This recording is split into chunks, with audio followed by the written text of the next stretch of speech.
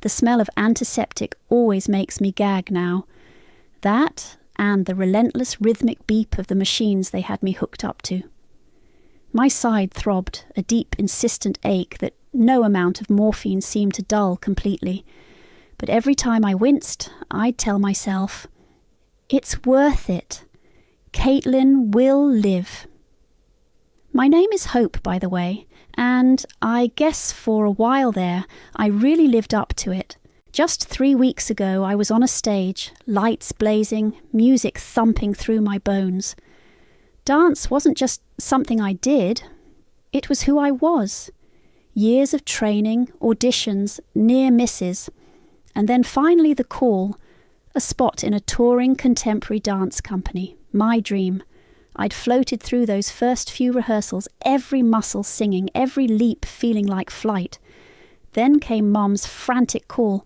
"It's Caitlin," she'd sobbed into the phone, her voice cracking. "Her kidneys, they're failing, Hope. The doctors, they don't think she has long." Caitlin, my little sister, always a bit dramatic, always craving the spotlight, but still, my sister. The tests were a blur, rushed and urgent. Turns out I was a perfect match. The doctors explained the risks, the recovery, the lifelong implications. Dr. Ramirez sat with me, her expression serious. "You understand that this is a major surgery, Hope. Your career as a professional dancer, it will be significantly impacted, if not over." "She's my sister," I'd said, my voice surprisingly steady. And to me that explained everything. What was a career, even a dream career I'd bled for, compared to Caitlin's life? So I traded my point shoes for a hospital gown, my stage for a sterile room with pale green walls. "You're a hero, Hope. A true hero," Mom, Greta, kept saying, her voice thick with emotion she could summon on demand. She'd dab at her eyes with a tissue that never seemed to get truly wet, her gaze flicking towards any nurse or doctor who passed by. Dad, Tom, would just nod, his hand on my shoulder, a little too firm, his expression a practiced mask of solemn concern. Our brave girl. Caitlin, in her own room down the hall, was already leveraging the situation. Her Instagram feed was a carefully curated stream of suffering and stoicism. Caitlin's kidney journey, such her sister's sacrifice, her brave warrior. They'd even started a GoFundMe to cover Caitlin's mounting medical expenses and ongoing care. It had raised thousands, then tens of thousands in days. People were so generous, so quick to open their hearts and wallets. Local news did a small piece, a human interest story. "Selfless sister saves sibling," the headline read. They interviewed Mom and Dad, who spoke with tear-filled eyes about Caitlin's courage and my unbelievable, selfless sacrifice. I cringed when I saw the clip on the hospital TV, but they seemed to bask in the glow of the local spotlight. My recovery was hell, pure, unadulterated hell. The pain was a constant gnawing beast. Simple things like trying to sit up or shuffling to the bathroom felt like climbing Everest. The incision on my abdomen was a livid, angry red line, a permanent reminder. My own medical bills were starting to arrive at our home address. Thick, intimidating envelopes I'd seen Mom quickly push into a drawer. They hadn't mentioned my aftercare expenses in the GoFundMe plea, but Caitlin was getting better. That was the main thing, I kept telling myself. She'd get to live, to have a future. That had to be worth it. A week after the surgery, I was finally allowed to shuffle down the hall, leaning heavily on a walker to see her. She was propped up in bed, surrounded by a mountain of flowers and balloons, scrolling through her phone, a small, satisfied smile playing on her lips. "Hopi," she chirped, looking up, her eyes bright. "You look rough." A laugh almost escaped me. "You look better," I managed, sinking into the visitor's chair, already exhausted by the short journey. "The doctors said I'm responding amazingly to your kidney," she said, preening a little as she fluffed her hair. "They're talking about a miraculous recovery photo shoot for the GoFundMe update. Isn't that great? More content. Yeah, I said, trying to dredge up some enthusiasm from the depths of my fatigue. Great. A few days later, I was back in my own room, drifting in and out of a restless, painkiller-induced sleep. The door was slightly ajar, maybe an inch. I could hear their voices from the small family waiting area just outside. Mom, Dad, and Caitlin, who must have been feeling well enough for a wheelchair excursion. Another 5,000 just came in this morning from the GoFundMe, Mum was saying, her voice crisp and businesslike, utterly devoid of the tearful tremor she used for the public. Incredible, Dad chuckled, a low, pleased sound. People are so gullible, it's almost too easy. Gullible, my heart gave a weird, painful thud against my ribs. Then Caitlin's voice, bright and clear, laced with something that sounded like triumph. Seriously, that whole dying sister act, Oscar-worthy if I do say so myself. And Hope, bless her naive heart, she bought the whole thing hook, line and sinker. Poor, selfless Hope, giving up her precious dancing career for little old me. A wave of laughter, sharp and cruel, followed. Mum's high-pitched, almost girlish giggle, Dad's rumbling laugh, Caitlin's triumphant, slightly manic cackle. The miraculous recovery photo shoot next week is going to be epic, Mum said, her voice regaining its strategic edge. We need to keep the momentum going. Maybe a tearful thank you from Caitlin directly to the camera. Really milk it. Oh, I can definitely cry on cue, Caitlin said, her voice dripping with smugness. Especially when I think about that new convertible I'm getting with my share of the donations. My blood turned to ice. I couldn't breathe. The rhythmic beeping of my heart monitor seemed to grow louder, faster, echoing the sudden, frantic, sickening pounding in my chest. It wasn't the physical pain in my side anymore. It was a new, different agony, a cold, sharp thing twisting in my gut, stealing the air from my lungs, making me feel like I was drowning. Their laughter, their casual, monstrous words replayed in my mind on a loop. She bought the whole thing. The sound of it, the sheer, unadulterated betrayal, chilled me to the absolute bone. My world, the one where I was a hero saving my sister, didn't just shatter. It imploded, leaving nothing but a cold, dark void. My hand, trembling almost uncontrollably, fumbled for my phone on the bedside table. The screen was cracked, just like my life. With a surge of adrenaline that momentarily eclipsed the pain in my side, I managed to unlock it, my thumb swiping clumsily. Voice recorder. I pressed the red button. Please, God, let this work. I slid the phone back, angling it slightly towards the partially open door, praying they wouldn't come in, praying the microphone was good enough. Their voices continued, oblivious.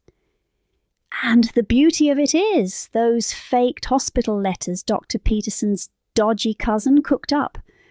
Untraceable, Dad said, and I could almost hear the smirk in his voice. Cost a bit, but worth every penny for authenticity. Authenticity, Mum scoffed lightly. The only authentic thing here is the money rolling in. We should look into that little cottage by the lake once this all blows over. A reward for our excellent performance, Caitlin giggled. And I need a whole new wardrobe for my new Lease on Life debut. All those interviews I'll be doing, gotta look the part of the brave survivor. My stomach churned. My kidney, my life-altering sacrifice, was paving the way for a lake cottage and a shopping spree. The sheer, unadulterated callousness of it was a physical blow. They discussed my lost career as if it were a minor inconvenience, a small price for their gain. It's a shame about Hope's dancing, of course, Mum said, her voice dripping with false sympathy that now sounded like acid in my ears. But she'll find something else. Maybe a nice, quiet desk job. Much more suitable, really, less strenuous. And honestly, Caitlin added, her voice conspiratorial, was she really going to make it big? Let's be real. This way she actually gets to be a hero, in her own mind, anyway. Their laughter echoed again, and this time I didn't just feel chilled. I felt a cold, hard knot forming in my chest, something dense and unyielding. The ice in my veins wasn't just shock anymore, it was crystallizing into a diamond-hard rage. I lay there, feigning sleep. For what felt like an eternity, the recording app silently capturing their poison. Every word was a fresh stab. Finally, their voices faded as they moved further away. I let out a shaky breath I hadn't realized I was holding, my whole body vibrating. Carefully, I reached for my phone, stopped the recording, and saved it, my most precious, terrible possession. The next few days were a masterclass in deception, on my part. I smiled weakly when they visited, accepted their hollow words of praise, their feigned concern. "You're looking a little better today, sweetie," Mum would say, patting my hand, her touch making my skin crawl. "Just focusing on getting strong again," I'd murmur, keeping my eyes downcast, pretending it was from weakness, not from the effort of masking the fury that threatened to boil over. Caitlin would flit in, full of her own progress. "They're taking my stitches out tomorrow, and guess what? That influencer, Andres Wallace, wants to do a follow-up piece on my miracle recovery." "That's great, Caitlin," I'd say, my voice carefully neutral. Each word they spoke, every gesture of affection was a grotesque parody. The loving family I thought I had? They were monsters wearing familiar faces. I watched them, really watched them, for the first time. The subtle glances between Mom and Dad, the way Caitlin's eyes gleamed with avarice when she talked about the GoFundMe. It was all there, a hideous tableau I'd been too blind, too trusting to see. The nurses, at least, were genuinely kind. "You're very brave," one of them, Sarah, said gently as she changed my dressing. "Your sister is very lucky." "Yes," I said, the word tasting like ash. "She is." I focused on the small victories, sitting up without wincing, taking a few more steps each day. But beneath the surface of my quiet recovery, a plan was beginning to whisper, a dark seed planted by their betrayal. The recording on my phone was the soil, and my rage was the water. One evening, alone in my room, the only light coming from the city, glow beyond my window, I opened Caitlin's Instagram. Her latest post, a picture of her looking pale but beatific, a single tear artfully tracing a path down her cheek. The caption was a masterpiece of manipulation. "Feeling so much gratitude for my amazing sister Hope and for all of your incredible support. We're almost at our goal for my ongoing care. Every little bit helps me on this long road to recovery. Link in bio. Hux blessed Scout Kidney Warrior. Road to recovery. Thank you." The GoFundMe page. Still active, still soliciting money for a lie, and a recovery update video. They were going to milk this for every last drop. A cold certainty settled over me. I couldn't let them get away with this. Not after what they'd done to me, to all those generous people who donated. I didn't know how. Not yet. But the question wasn't if. I would do something. It was what and when. The ice in my veins wasn't just anger anymore. It was purpose. Coming home was like stepping onto a stage set for a play I no longer wanted to be in. The house felt different, tainted. Every family photo, every shared memory was now overlaid with the sickening filter of their deceit. My recovery was slow, the pain a dull, constant companion, but it was the isolation that gnawed at me. They were careful around me, too solicitous, their concern feeling like a suffocating blanket. "Need anything, sweetie?" Mom would ask, her voice oozing a sweetness that made my teeth ache. "A cup of tea? Your pillow's fluffed?" "I'm fine, Mom," I'd reply, keeping my tone even, my eyes averted. I spent most of my time in my room, the door closed, a fortress against their false affection. When they were out, Mom at her charity lunches, Dad at the golf course, networking, Caitlin on yet another shopping spree for her recovery wardrobe. I began to dig. My laptop became my weapon. I sifted through old emails, searching for keywords. Doctor, illness, money. I found threads between Mom and Dad discussing Caitlin's episodes years ago. Fainting spells that coincided with exams she hadn't studied for. Mysterious allergies that flared up just before family events she wanted to avoid. Small manipulations, attention-seeking tactics, but nothing on this scale. This kidney scheme was their magnum opus of deceit. One afternoon, while they were all out celebrating Caitlin's latest positive checkup with a lavish lunch, I ventured into Dad's study. My heart hammered against my ribs. His desk was usually a mess, but I found a folder tucked away in a bottom drawer labelled Caitlin Medical. Inside, printouts. Not the faked letters Dad had mentioned. He was too smart to leave those lying around. But older documents.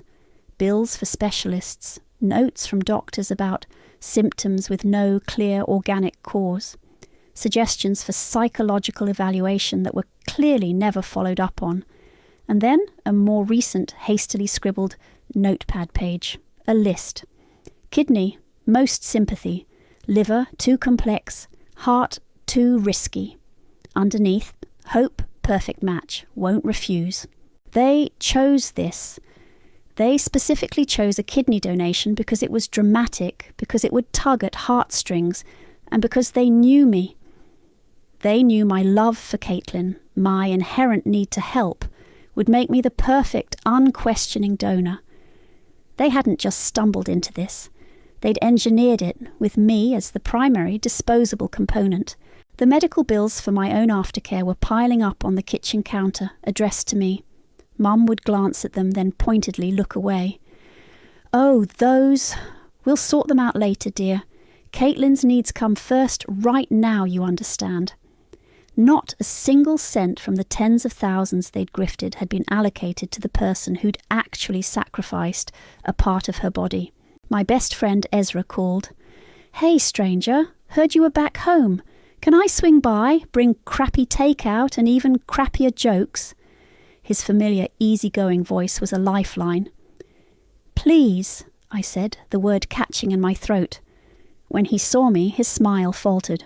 "Whoa, Hope, you okay?" I wasn't, and the dam finally broke. The carefully constructed walls I'd built around my emotions crumbled.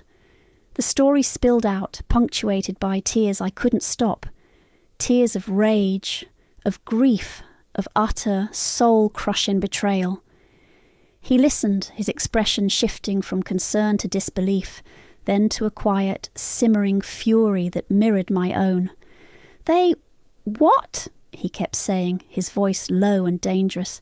I didn't just tell him, I played him the recording. He sat there, phone pressed to his ear, his face paling as their laughter, their casual cruelty filled my small bedroom. When it finished, he was silent for a long moment, his jaw tight. Those absolute bastards, he finally breathed, his eyes blazing. "Hope, I don't even know what to say. That's monstrous." "I know," I whispered, wiping my eyes, "and I don't know what to do." "Yes, you do," Ezra said, his voice firm. "We do. We expose them. We burn their whole charade to the ground." He looked at me, his gaze unwavering. "I'm in. Whatever you need. Tech stuff, planning, moral support, alibis, you name it." A tiny spark of warmth ignited in the icy wasteland of my heart. I wasn't entirely alone. A few days later, Mum was on the phone in the living room, her voice animated. I paused outside the door, listening. "Yes, of course, everyone who donated will be invited, and Andres Wallace from Channel 7 News has already confirmed he'll be there with a camera crew. It's going to be a wonderful thank you and celebration of Caitlin's miraculous recovery party, a real testament to the power of community and family." My breath caught. A party, a public celebration, with media. The perfect stage, I realised, a grim smile touching my lips for the first time in weeks. The perfect public stage for their downfall. The party planning kicked into high gear immediately.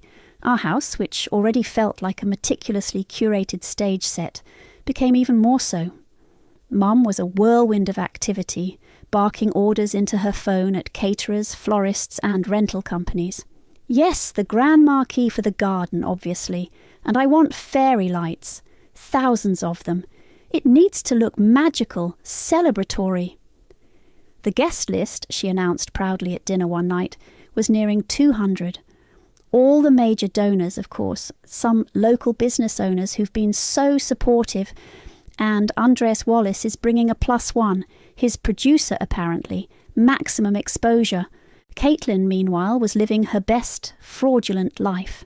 Her Instagram was a daily diary of her inspiring recovery.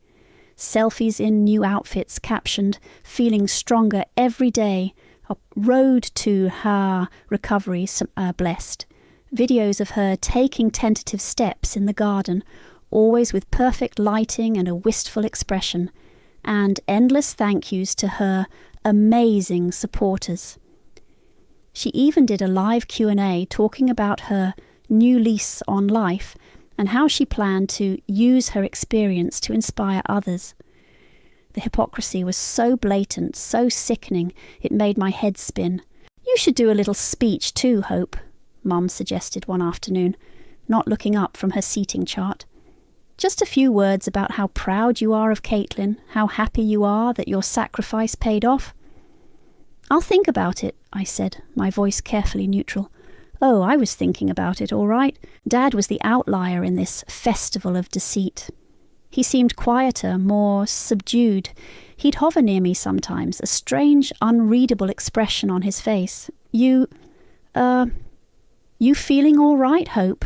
he asked one evening, as I was meticulously doing my physio exercises in the living room, the dull ache in my side a constant reminder. "Peachy," I replied, not meeting his gaze, focusing on the stretch. Good. He lingered for a moment longer, then shuffled off. Was it guilt? A flicker of conscience, or just another layer of their elaborate performance, designed to lull me into a false sense of security? I couldn't tell. And frankly, I didn't care. He was complicit. He'd laughed with them. That was all that mattered. Ezra became my covert operations partner. He came over under the guise of cheering me up, and we'd huddle in my room, voices low, planning. "Okay, so the faked medical reports," he said one afternoon, tapping his pen against a notepad. "You said your dad mentioned Dr. Peterson's cousin?" "Yeah, but I haven't found anything concrete with that name. Dad's too careful to leave the actual fakes lying around." "We need something tangible," Ezra mused. A few days later, luck, or perhaps karma, intervened.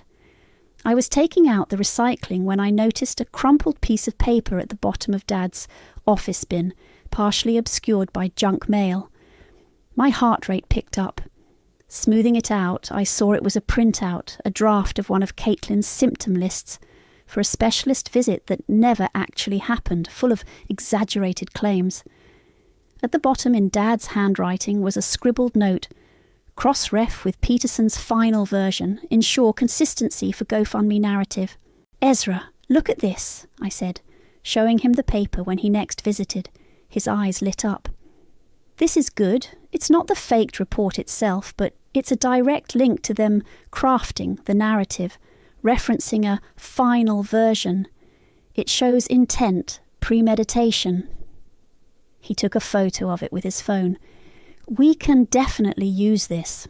We started brainstorming how to present the evidence. A simple announcement wouldn't be enough. It needed to be undeniable, irrefutable. "A video," Ezra said, his fingers flying across his laptop. "We can intersperse clips of the audio recording with screenshots of Caitlin's GoFundMe posts, the lavish spending, this note about Peterson's final version. Visual and auditory. A full sensory assault of their bullshit. My physical therapy sessions became my training ground. The pain from the incision, the exhaustion, I channeled it all. Every leg lift, every careful stretch was fueled by a burning anger. This is for my career, I'd think, pushing through the discomfort. This is for my health. This is for every single person they scammed. My resolve hardened with each passing day. The party was less than 3 weeks away. The clock was ticking. One evening, Dad found me staring out the window, lost in thought. He cleared his throat. "Hope," he began, his voice unusually hesitant. "About this party. It's getting rather big, isn't it?" I turned, my expression unreadable. "Mum seems to think bigger is better." "Yes, well, your mother," he trailed off, then looked directly at me, his eyes troubled. "Maybe it's too much. For Caitlin, you know, with her recovery. And for you. All that attention." I just stared at him. Was this it? Was he cracking? Was he trying to warn me off, or was he genuinely concerned the whole thing was spiralling out of control and their lies were about to catch up with them? "I'm sure we'll all manage, Dad," I said, my voice cool and distant. His distress, whether real or feigned, meant nothing to me now. The stage was almost set, and the show, I vowed, would be unforgettable. "Manage? Yes, I suppose we will," Dad mumbled, turning away from my cool dismissal of his supposed concern. He didn't bring it up again. But my quiet intensity, my lack of participation in the party fervour, hadn't gone unnoticed by Mom and Caitlin. Subtly at first, then, with increasing frequency, they began their campaign. I overheard Mom on the phone with Aunt Carol. "Oh, Hope's... Well, you know, the surgery was a lot for her. She's been very withdrawn, a bit fragile, if you understand. We're worried, of course." Fragile? I was a goddamn steel trap, waiting to spring. Caitlin played her part too. "Hope seems so down all the time," she'd sigh to anyone who would listen, usually within my earshot. "I feel so guilty that my illness has affected her like this. The doctors did warn us about potential post-operative depression. They were trying to discredit me before I even had a chance to speak, painting me as unstable, unreliable. If I did try to say anything, who would believe the depressed, fragile sister over the brave, recovering one and her doting parents? It was a clever, insidious tactic. One afternoon I came back from a particularly grueling physio session, my muscles screaming, my scar throbbing. My bedroom door was slightly ajar. I pushed it open. Nothing seemed overtly out of place, but there was a subtle shift, a wrongness. The books on my nightstand were stacked differently. The throw on my chair was folded, not draped as I'd left it. "Mom!" She'd been in here. "Tidying," she'd claim, if I asked. My heart hammered against my ribs. The external hard drive. It was hidden in an old shoebox at the back of my closet, under a pile of winter sweaters. I practically tore the closet apart. My fingers closed around the familiar cool metal. Relief washed over me, so potent it left me weak-kneed. It was still there. But the message was clear. They were suspicious. Not necessarily of a grand exposé, perhaps, but of something. My withdrawal, my quiet observation. It was making them uneasy. The pressure cooker was hissing. "They're onto you, or at least onto the idea that you're not playing along," Ezra said when I told him. We were in his cluttered apartment, the safest place to strategize. "This party is it, Hope. It's our one shot. We have to make it count." "I know," I said, rubbing my temples. The constant vigilance was exhausting. Ezra, bless his tech-savvy soul, was already working on the video compilation. He'd taken the raw audio of their confession and was meticulously layering it. "Okay, so here," he said, pointing to his screen, "when your mum talks about the GoFundMe donations, I'll overlay screenshots of their bank statements if we can get them, or at least pictures of Caitlin's shopping sprees. And here, where your dad mentions the faked letters, I'll put up that note you found, the one about Peterson's final version. It needs to be undeniable," I repeated the words a mantra. "It will be," Ezra promised, his expression grimly determined. "By the time this video is done, no one will be able to look at them the same way again." The gaslighting attempts continued. Hope, Darling, are you sure you're up to attending the party? Mom asked one evening, her voice dripping with faux concern. It's going to be a long night. Perhaps you should rest. I wouldn't miss it for the world, Mom, I said, forcing a small, tight smile. I need to be there to support Caitlin. Her eyes narrowed almost imperceptibly. Of course, dear. A few days before the party, Caitlin wandered into my room while I was on my laptop, supposedly researching gentle yoga routines for post-op recovery. In reality, I was triple-checking the evidence files Ezra and I had compiled. I minimized the window quickly, but not before she'd leaned over my shoulder. "What you working on?" she asked, popping a grape into her mouth. My heart leaped into my throat. On the desktop, still visible for a split second before I clicked away, was a folder innocuously named Caitlin's Journey. It contained all our damning files. "Oh, just some old photos and videos of you," I improvised, my mind racing. "For your recovery slideshow. Thought I might have some cute baby pics you could use." Caitlin's eyes lit up. "Ooh, good idea. Let me see." "Not yet," I said, forcing a casual laugh. "I want it to be a surprise. Just some embarrassing ones, you know." She pouted playfully. "Fine, but make sure I look good." She flounced out of the room, seemingly satisfied. I let out a shaky breath. That was too close. Had she seen enough to be truly suspicious? Enough to warn Mom? The folder name was generic, but if she'd glimpsed any of the file names within it...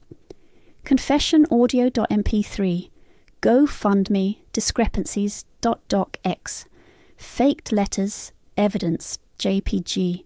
The thought sent a fresh wave of anxiety through me. We were so close.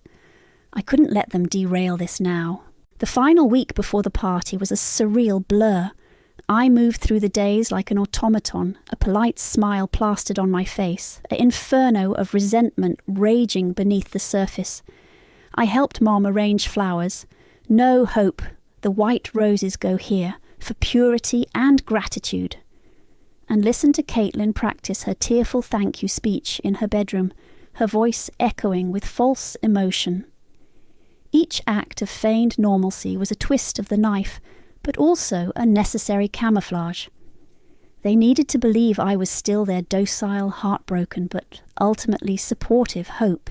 "You seem much more like your old self lately, dear," Mom commented one afternoon, as I helped her fold napkins into elaborate fan shapes.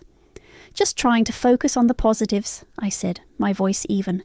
"Caitlin's health is what matters." She beamed. "Exactly. I knew you'd come around." Ezra and I were in constant clandestine communication. He'd finalised the video. It was brutal.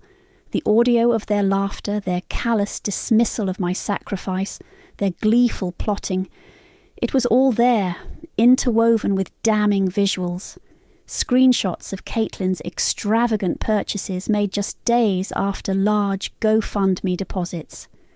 The scanned image of Dad's note about Peterson's final version. Close-ups of the GoFundMe page with its ever-increasing total, juxtaposed with headlines about my selfless act. "The projector for Caitlin's slideshow," Ezra confirmed via encrypted text. "It's a high-end model, HDMI input. I've got a microconverter for my laptop. We'll switch the input at the last second. I'll be near the AV table pretending to offer tech support." "And the remote trigger," I texted back. "Tested and ready. You give the signal. I hit play. Boom." My heart hammered. Boom, indeed. I also reached out to Andres Wallace, the journalist. I sent him a cryptic email from a burner account. "Regarding Caitlin's miraculous recovery, there's more to the story, much more. Evidence will be provided at the party. Be ready." I attached no specifics, just enough to pique his journalistic curiosity to ensure he was paying close attention. I also drafted a press kit, a USB drive containing the audio file, copies of the evidence, and concise, bullet-pointed summaries. This would be for him after the main event. Then I did something that felt both risky and necessary.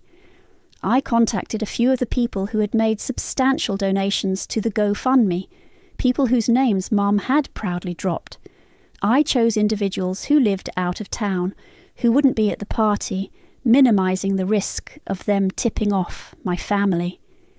I was vague, telling them I had uncovered some disturbing irregularities regarding the fund and my sister's illness, and that I would be revealing the truth soon.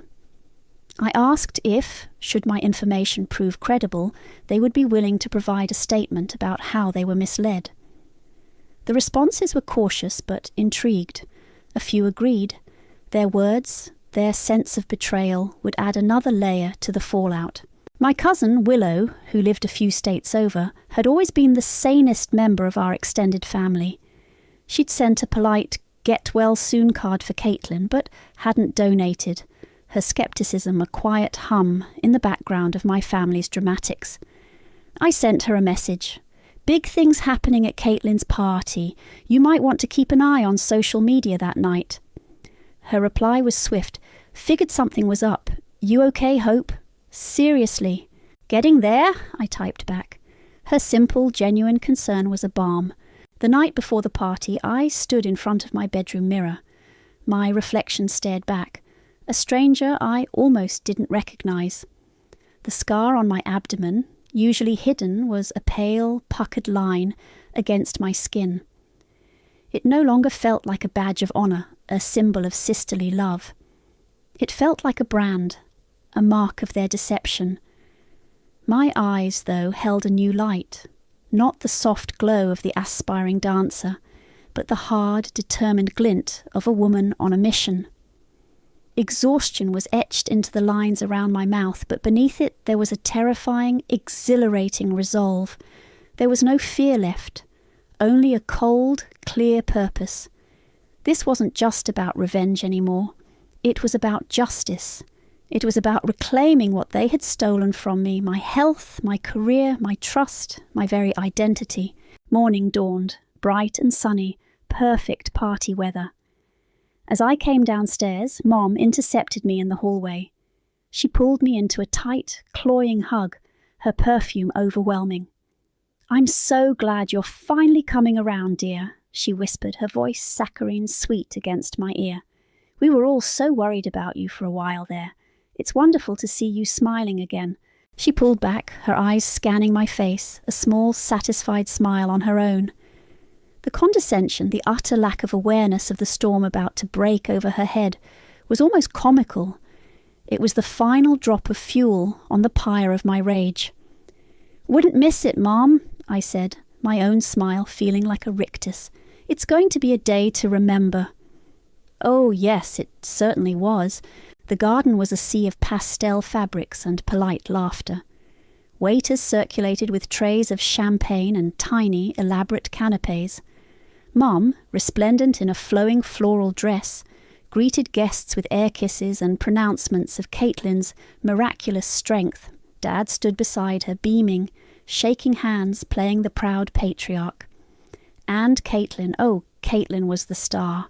Dressed in virginal white, her hair artfully tousled, she moved through the crowd, accepting compliments and sympathetic murmurs with a practiced humility that made my stomach clench. Andres Wallace and his cameraman were already there, his microphone periodically aimed at Caitlin as she recounted, yet again, her harrowing ordeal. I found Ezra near the large projector screen set up at one end of the marquee. He was fiddling with some cables, looking like an official event technician. He gave me a tiny, almost imperceptible nod. My heart was a frantic bird beating against my ribs. I clutched the small remote trigger in my pocket, its plastic cool against my clammy palm. "And now," Mom trilled into a microphone, her voice echoing slightly, "the moment we've all been waiting for. Our brave warrior, our miracle girl, Caitlin, would like to say a few words and share a little something with you all." A wave of applause. Caitlin glided towards the small, flower-decked podium, dabbing at her eyes with a lace handkerchief. She looked out at the crowd, her lower lip trembling prettily. "Oh, my goodness," she began, her voice thick with emotion. I hardly know where to start. Seeing all your wonderful faces here today, It just means the world to me." She paused for effect, sniffling delicately.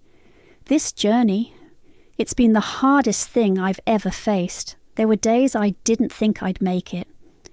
More sympathetic murmurs. I saw Mrs. Henderson, who'd donated $5,000, dabbing her own eyes. "But through it all," Caitlin continued, her voice gaining strength, "I had my amazing family, my incredible parents." She gestured to Mom and Dad, who preened, "and of course, my selfless, heroic sister, Hope." Her gaze found mine, and she offered a watery, beatific smile. "Hope, you gave me life. You gave me a second chance. I will never, ever be able to repay you." The irony was a bitter pill. I just stared back, my expression unreadable. "And now," Caitlin announced, beaming, "I'd like to share a little slideshow with you all.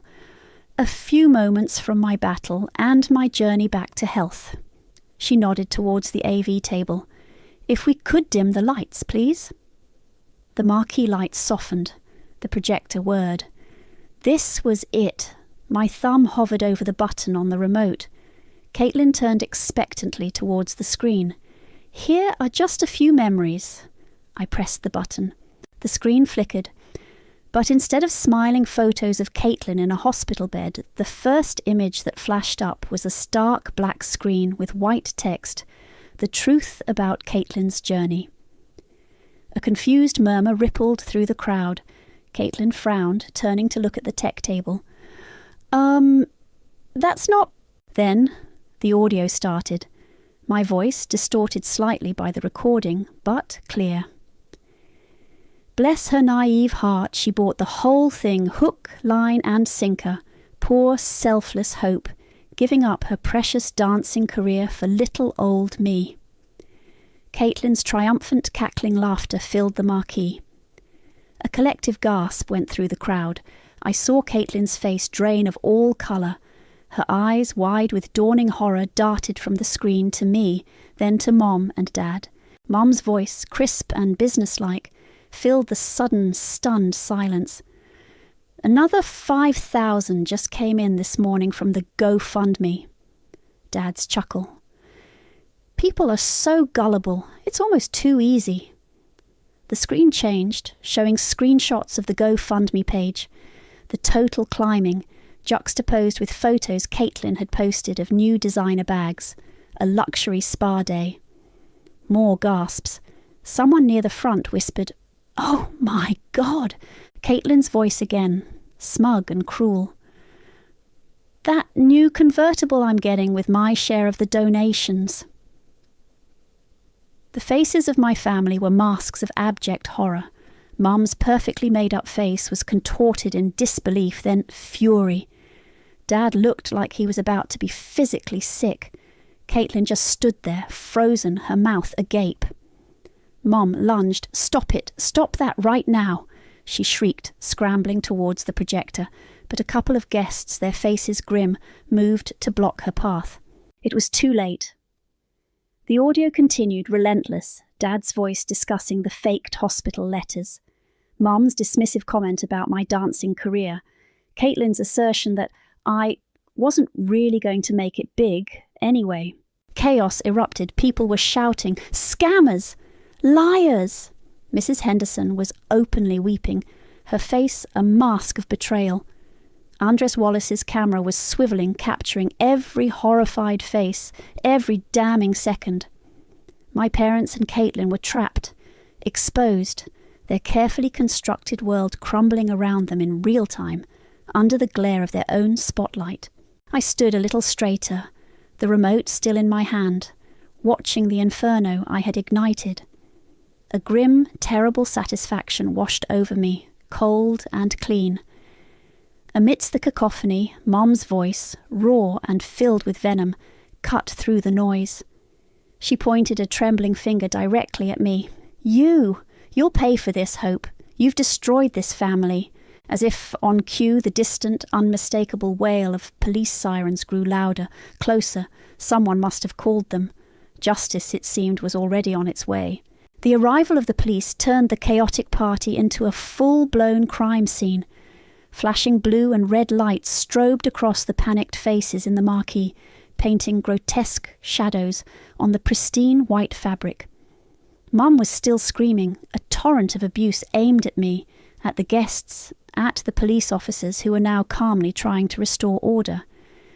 Dad just stood there, shoulders slumped, his face ashen, looking like a broken mannequin. Caitlin had collapsed into a weeping heap on the grass, her white dress stained, her miracle recovery a forgotten charade.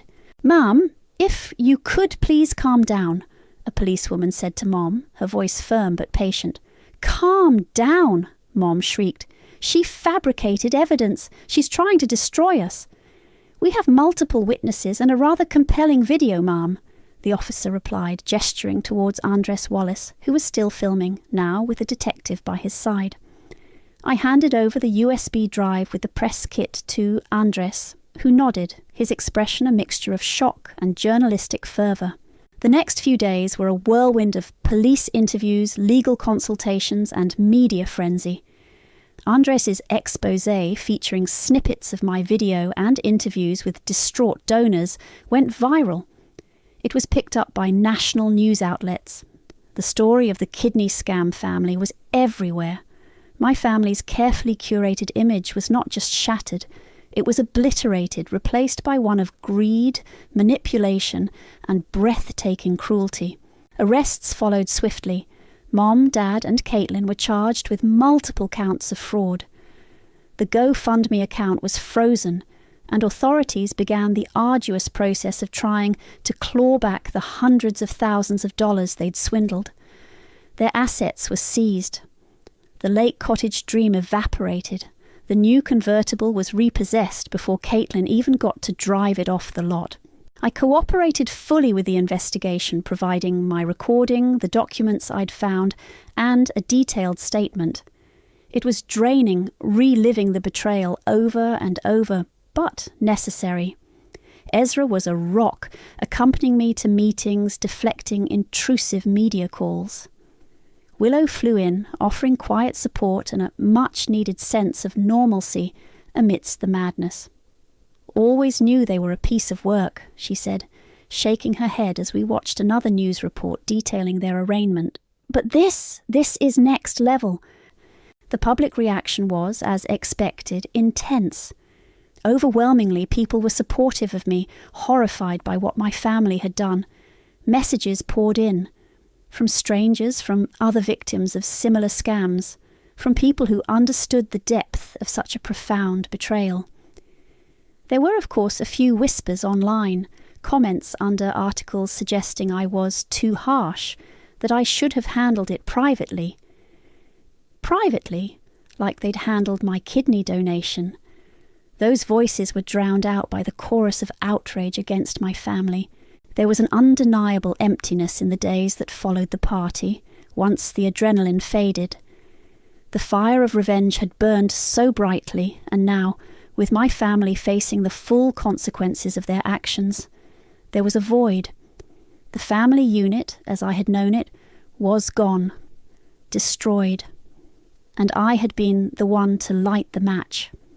There was a cost to that, a finality in severing those ties, even ties that had become so toxic.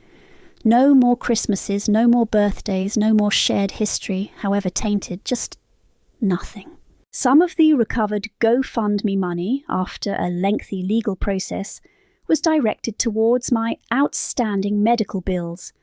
The court recognised me as a direct victim of their fraud concerning my care. It felt strange using their ill-gotten gains for my legitimate needs. I donated a significant portion of what was left to actual kidney disease charities and research foundations, a small attempt to rebalance the scales. My career as a professional dancer was unequivocally over.